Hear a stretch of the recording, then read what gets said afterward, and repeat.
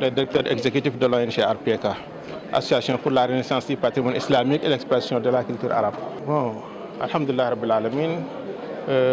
Aujourd'hui, on s'est réunis ici pour distribuer des denrées alimentaires aux nécessiteux. C'est grâce à nos partenaires qui sont au Koweït, plus particulièrement avec l'ONG Koweïti Horizons Society, Charity Society.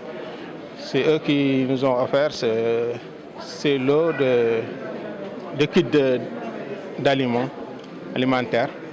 Donc, ils nous ont offert ces kits-là pour distribuer ça aux nécessiteux. Avec nos partenaires qui sont HAO, ce lot a été attribué à HAO. Donc c'est eux on est des relais, c'est eux qui font la distribution aux populations, à la population qui est nécessiteuse. Donc c'est grâce à nos partenaires et également l'ambassade du Koweït qui est là, qui nous soutiennent. Nous profitons de cette occasion pour les remercier de leur position. Et nous remercions également le peuple koweïtien qui tend la main toujours aux nécessités. Bon, je crois qu'il y a 150 kits alimentaires qui sont composés de riz, un sac de riz de 50 kg, et une grosse de sucre, 5 kg, et 5 litres d'huile. Oui, on a ciblé seulement les nécessiteux, ceux qui ont besoin d'aide. Vous savez, la situation ici au Sénégal, c'est un peu dur au ménage. C'est des retraités, c'est des veuves. Bon, il y a toutes ces... Oui, c'est bon. C'est vrai qu'il y a d'autres initiatives à l'avenir. Bien sûr qu'il y a toujours il y a d'autres projets quand même qui ne sont pas à la nature à donner des vivres aux personnes. Mais il y a des projets par exemple comme des puits, le forçage des puits qu'on exécute à l'intérieur du pays, des mosquées qu'on construit et également la prise en charge des orphelins. Tout récemment, on a distribué plus de 956 bourses aux orphelins de Zakat House ici au Sénégal. Donc, ils avaient obtenu presque à 213 500. Oui, le prétexte d'aujourd'hui était la remise de dons, donc des kits alimentaires en faveur de personnes nécessiteuses dans les quartiers des SICAP, plus précisément, et également à des organisations telles que celui des retraités de la police, en particulier les veuves qui aujourd'hui sont dans une situation qui nécessite un appui.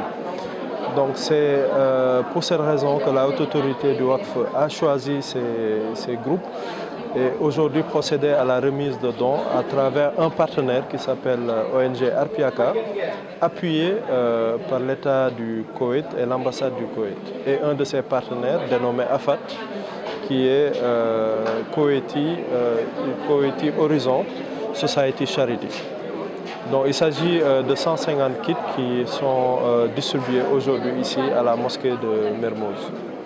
Donc, pour répondre particulièrement à votre question, la haute autorité du WACF fait régulièrement des actions de solidarité. Il faut rappeler que la mission première assignée à la haute autorité du WACF, c'est la vulgarisation du WACF, faire connaître le WACF aux Sénégalais. Ensuite, le contrôle et la supervision pour assurer une sécurité juridique aux constituants des WACF qui font des actions sociales. Et enfin, l'investissement public pour le compte de l'État du Sénégal. Donc, à travers cette dernière mission, les revenus générés par ces investissements-là servent également à appuyer des personnes nécessiteuses. Et donc, dans ce cadre, cette année, en 2023, 100 000 enfants des Dara sont pris en charge dans le cadre de la couverture maladie universelle, donc pris en charge par la haute autorité du WACF.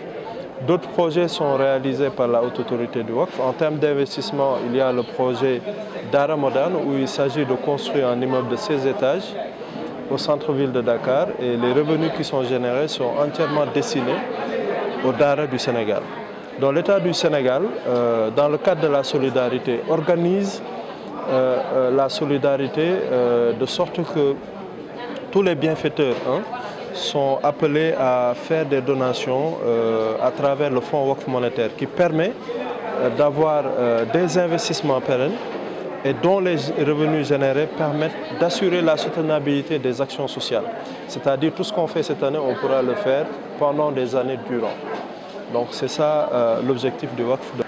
C'est surtout l'étendue du territoire. Sur les deux projets dont j'ai parlé, les 100 000 enfants des Daara, c'est sur tous les départements du Sénégal. Également, le projet phare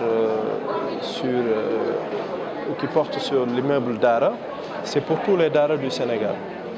Donc il faut rappeler que l'État du Sénégal, en relation avec la Banque islamique de développement, avait retenu la construction de 64 Daara modernes, dont 32 privés et 32 publics.